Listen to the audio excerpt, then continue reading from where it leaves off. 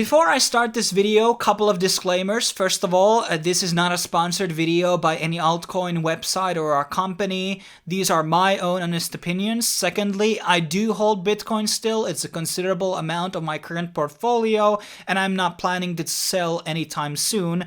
And thirdly, this video's idea is just to make people who only hold Bitcoin to kind of diversify their portfolio for the longer run. Yes, you might see nice gains for Bitcoin for the next 2 years or so, but when you look for the long term, 5 years from now, 10 years from now, Bitcoin is not able to meet those standards what are needed for cryptocurrency, and that's why there are other coins better out there which are able to solve the mass adoption a lot better than Bitcoin has. And that's why Bitcoin maximalism, in my opinion, is silly but also very intellectually dishonest. And I've seen many other YouTubers hyping Bitcoin up and making it as the #1 coin. And that is intellectual dishonesty because they know there are better, more tech sound and more secure cryptocurrencies out there which are able to cater much better to the people of the world and companies and governments alike.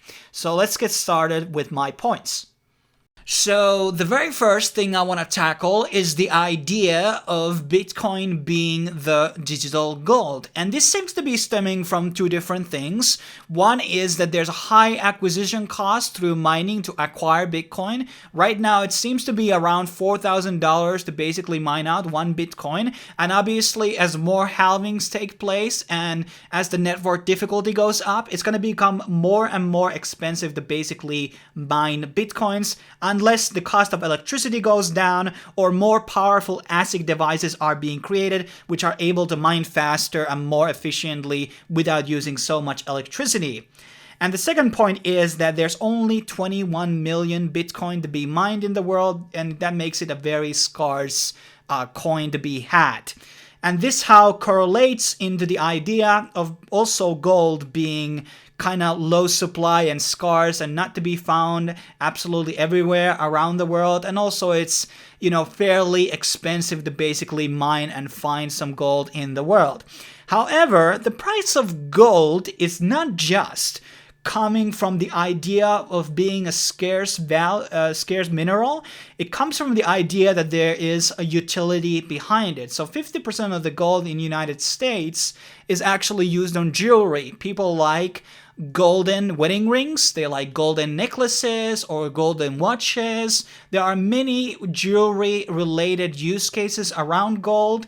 There's a trend behind it. People like to wear gold. They like the idea of gold because it's related to royalty and kings and etc. So it's a fashion statement. So if it wouldn't be fashionable anymore, people would be using silver or palladium, then gold's price would likely to go down. Gold is also used largely on electronics, so your phone or motherboard may have certain small parts which have been made out of gold. So there are many electronic devices out there which use parts of gold. And it's also a great conductor for electricity. Only like 8% of gold is actually used to mint like actual official coins and other cases. So most of it's really used on electronics and jewelry.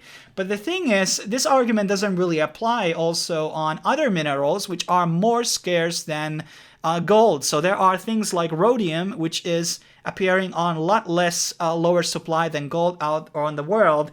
And it actually is priced more than gold, but it's not coming from because it's more scarce than gold. It becomes that it also has a lot of utility causes in electronic devices. And there are some rarer metals than gold, but they don't have any use cases, so they have actually lower price than gold itself. So the price of gold really comes from the utility and the fashion aspect of it, not so much on the fact that it's a scarce resource which is kind of hard to find. So, and obviously there's a lot of history behind it, and it's been used as a currency before, and that's why it kind of has that legacy type of a thing. But any point, basically, palladium, silver, or any other of these very rare minerals could become more powerful than gold at any point. So applying that logic into Bitcoin doesn't really apply because we have seen coins that are, well, not maybe as expensive to mine as Bitcoin, but are a lot less scarce. There's coins that had 1 million supply. There has been things like the bomb token, which is a deflating currency. It's becoming less and less lower supply as more time goes on, and yet it's very low price compared to Bitcoin. So scarcity is just a one metric that really matters in this thing. So the very next point I want to address is the concept of using Bitcoin as a currency, as a peer-to-peer cash. And when you read the original white paper, it really gives you the idea that Bitcoin should be a currency that is used worldwide. Anybody who has internet connection can receive and send Bitcoin. And around 50% almost of the population in this world are unbanked. They are not able to access banking services, whether their local government is corrupted or doesn't have the infrastructure or has a very involatile currency, or whatever the reason may be. The crypto is really meant to address those problems the most. People in second and third world countries who can't access financial services. And that is, in my opinion, the true cause of crypto in its, core. Obviously, the censorship resistance is obviously other integral part, but, getting transactions all around the world accessible for everyone is the concept of crypto, in my point of view. And when you look at the transaction costs of Bitcoin, at the very height of its all-time high price, the average cost of sending Bitcoin was $47. And this was in December 27th on 2017. And back then there was like 600k transactions per day. And right now we are hovering around 300k transactions, and the cost is around 70 cents. But when you think about the concept of Bitcoin, which is to reach a mass adoption, reach many people as possible around the world, which would inherently increase its value, that means that there's going to be more transactions going on the chain, which means that the fees are going to be getting higher and higher. And let's look at the most successful African country by GDP, Nigeria. They only have an average income of $107 a month. How is a person, even with $100 a month, have to able to be paying $1 per transaction? It's not feasible. It's 100% not feasible for people in third world countries to pay that sum in just an everyday transaction in food market or something else. That is absolutely not feasible at all and scalable. So if you are building a global currency, it has to be accepted all around the world. Many third world countries and economies that are doing poorly are not able to sustain such payments because of these high fees. So that means that as more time goes on, as the halvings happen and the price of Bitcoin goes up and transactions are going also up, that means per transaction costs are going to be insane and not suitable and feasible at all for many countries around the world. So naturally, the next point would be about scalability, which we already kind of touched upon on my last segment. And obviously, the Bitcoin maximalists have their own solution to that, which is the Bitcoin Lightning Network. And Bitcoin Lightning Network, though, as the name suggests, is poised to make transactions lightning fast and also make the transaction costs considerably lower than on the main chain. However, the problem here is that Lightning Network is not an update or a hard fork out of the normal Bitcoin. It's a second layer payment protocol. So it's something that exists off-chain basically, and it interacts with the Bitcoin chain. And there's multitude of problems that come with that. Obviously, it doesn't benefit from the security that the normal Bitcoin network has. And there was a news article not too long ago that there is a serious security issue on the code of Lightning Network, which means that in a round of $3,000, it only takes to basically jam the transactions on the chain and basically do a DDoS attack on it. And that is very cheap compared to a lot of other chains. you are able to, like, if you wanted to do a DDoS attack on Bitcoin or do a 51% attack on Bitcoin, it would be considerably a lot more expensive and harder. But when it comes to these like sort of second layer protocols or sidechains in general, there is a lot of security issues, and Lightning Network doesn't seem to be able to fix that. People would have to install Lightning Network wallets separately, and there would be so many adaptation problems altogether, and teaching people what is Lightning Network money, what is Bitcoin money, and I just don't see it as a very feasible solution unless it actually happens on the main chain. Let's see how Ethereum is able to pull it off with their second layer solutions.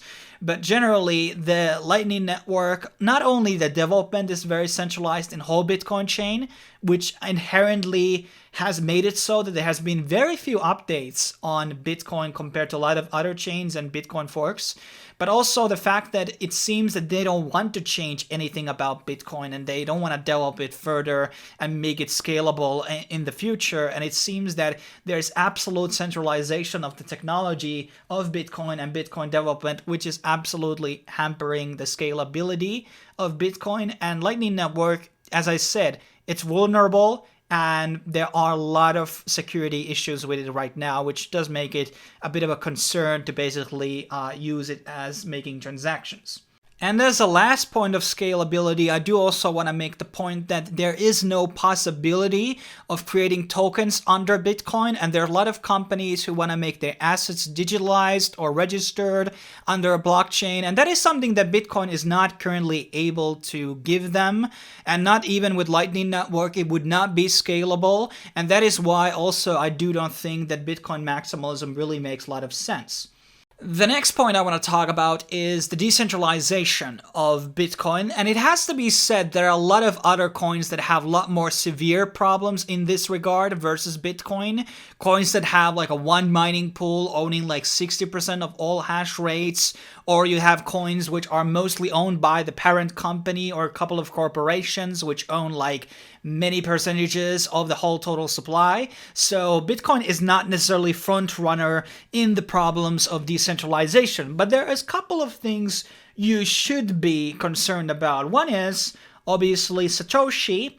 There is not an exact book or ledger where we know all of his accounts, but a lot of people are assuming that he does indeed hold around 1 million Bitcoin, which means that he owns 4.76% of total supply of Bitcoin. And yes, his accounts have been inactive, but we'll never know when they are actually going to become active. Is he going to be basically dumping all those coins when it hits like 100K or something like that? We don't exactly know. So there is that problem of uncertainty. What type of entity actually owns it? Is Satoshi an alien? Is it a government? Is it some type of a globalist company? Or it's just a random dude in his garage who just mines it and forgot Bitcoin altogether or died or whatever? There can be many reasons for that.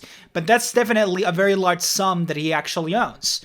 The other problem is the pool concentration, which is actually around 80% Chinese.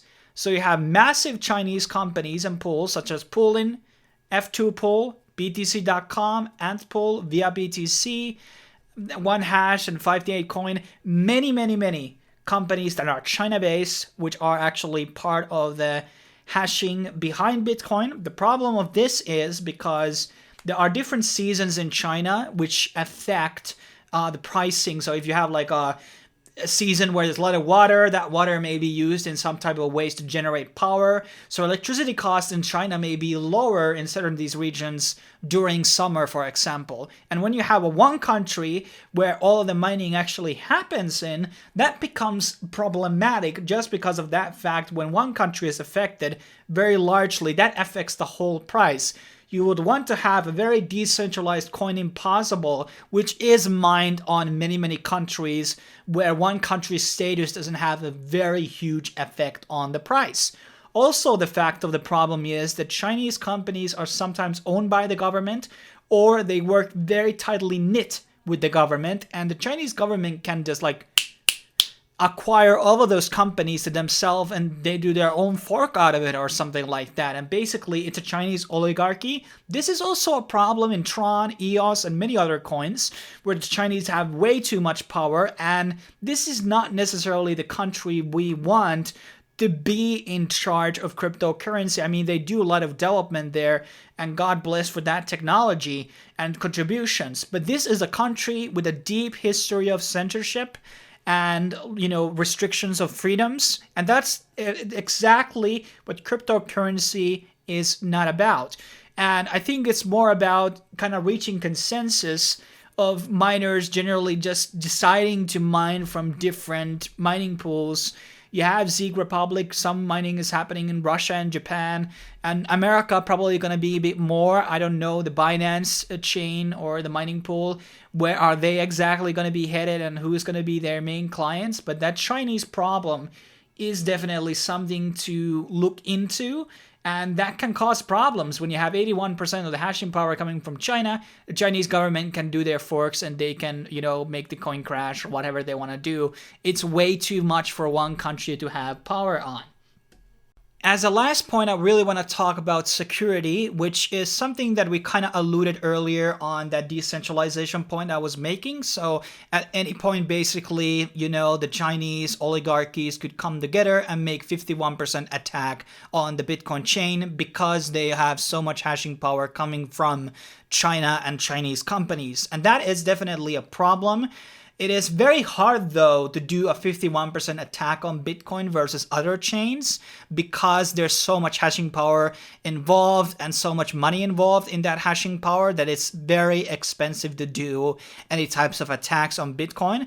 And thus, Bitcoin is relatively safe chain compared to, like, let's say, out of the Bitcoin forks, which have been victims of 51% attacks and other types of DDoS attacks on their chains. But it goes without saying that proof of work in general is a very flawed consensus, in my opinion, because due to the nature of it, if the Bitcoin becomes very expensive to mine in future, where it becomes unprofitable to mine, let's just say, if Bitcoin would hit $1,000 mark after halving, nobody would mine it. The hash rate would go very centralized, very likely, and that would mean that there could be many potentials for those 51% attacks on the chain. And this is inherently a proof of work problem.